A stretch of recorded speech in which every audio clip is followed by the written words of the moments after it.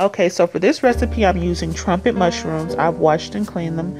I've diced them and added them to a food processor along with 1 onion, a little bit of sea salt, cayenne pepper, onion powder, a little bit of thyme, and I'm also adding in some kamut flakes.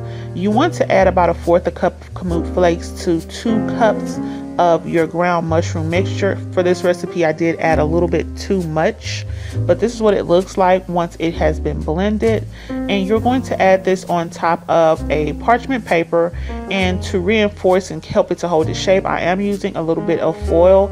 If you have access to the copper foil, I recommend that you use that instead, but for sake of this video, this is what I have, so this is what I'm using to show you how to make this.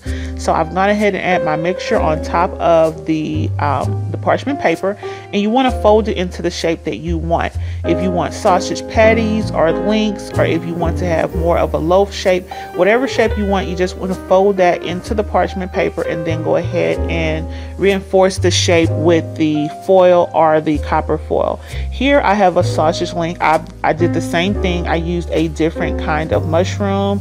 So for instance, you could use maybe portobello. You can add in some bell peppers and onions and different spices and different veggies. It's just up to you. So once you have it ready, you want to go ahead and add that to your steam pot. You want to steam that for about 45 minutes to an hour.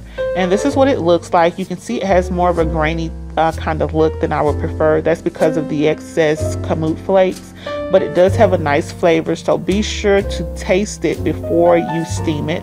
And this is what it looks like. And I've just sliced it up, and you can use this along with sandwiches. Here I have some spelt bread. I'll have a link for the bread in the description box below. And I've just made a little sandwich. It was very delicious.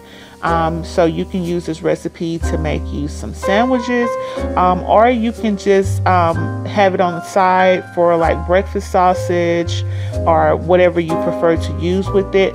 You can also heat it. So here I've gone ahead and added a little bit to a skillet. I have a little bit of grapeseed oil in there, and I'm just browning it on both sides. And I've decided to add that on to a little bit of the spelt toast.